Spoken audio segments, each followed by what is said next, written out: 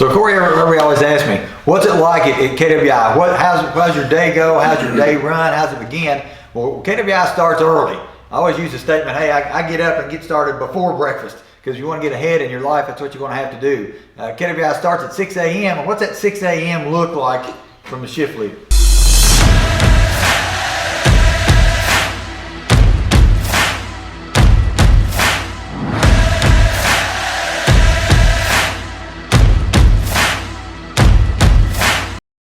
First thing right out the gate, guys, you're signing in, locking out, and tagging out. Right?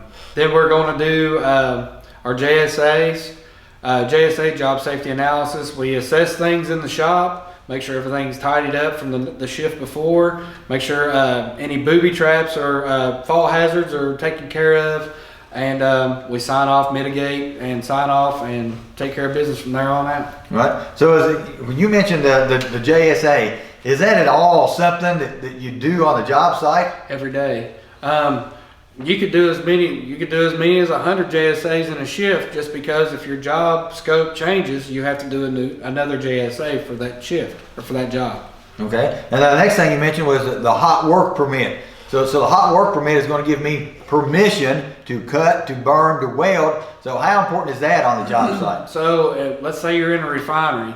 Permission has to be granted from the owner of the equipment. So there's going to be actual plant personnel giving you permission to do hot work on their equipment. So they're going to come by and sniff it, use a 4-gas monitor and sniff the area, make sure the LELs, UELs, and all that are squared away. And then they'll fill out the permit, grant you permission to do the hot work. And from that point, you've got to fill out a JSA again.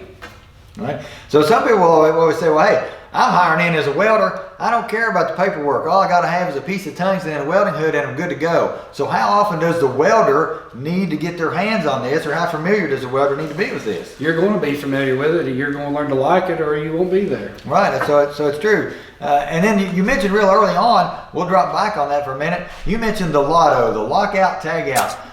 So KWI students, when they come in each morning, they're going to sign in. If I got that 5:45, or if it's a second shift, and if I'm getting there at 1:45 in the afternoon, sign what time I got there, and I'm going to hang a lock. What does that lock signify for the job site? So lockout, tagout is you're de-energizing equipment for work.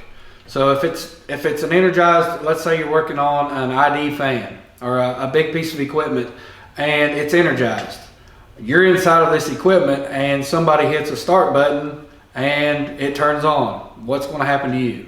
So what this lockout tagout system is, it's a system of checks and balances from the customer all the way down to the employer, down to you.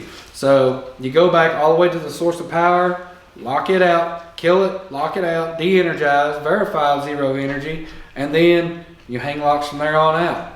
All right. So at the end of the day, the end of the shift, now we're wrapping up. What does that look like for the student, that last 10 minutes? Where are they at? What are they trying to do? So usually it's pretty hectic. Everybody's cleaning. 30 minutes before the end of the shift, we call cleanup. Everybody has what we call our common cleanup, where everybody works together to clean up the entirety of the shop. And then after that's done, we go back to our booths, we grind, we sweep our floors, we put our personal items away and get ready for the end of the shift. Right. So when all that takes place, the student's going to once again lock out, they're going to sign out, and then there's going to be some toolbox talks. So we're going to talk about welding safety, maybe eye protection safety. These are the things that happen on the job site, right? Mm-hmm. 10-4. So throughout the day, me and the other instructors are, we're finding things that students are doing, like not setting their work pressure gauge on their settling to 5, they're setting it to 10. Or things that we found, track torches left on, or extra debris left somewhere where it shouldn't be.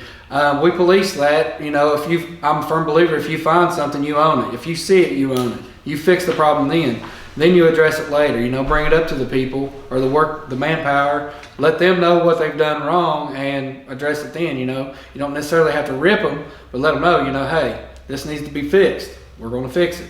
Right. So if you want to come to a school that's real, you want to come to a school that's industry, that gets you prepared not only to weld, but get you prepared to see what it's like to get that day started, finish that day, all the paperwork and documents you need, come to KWI, the real world experience.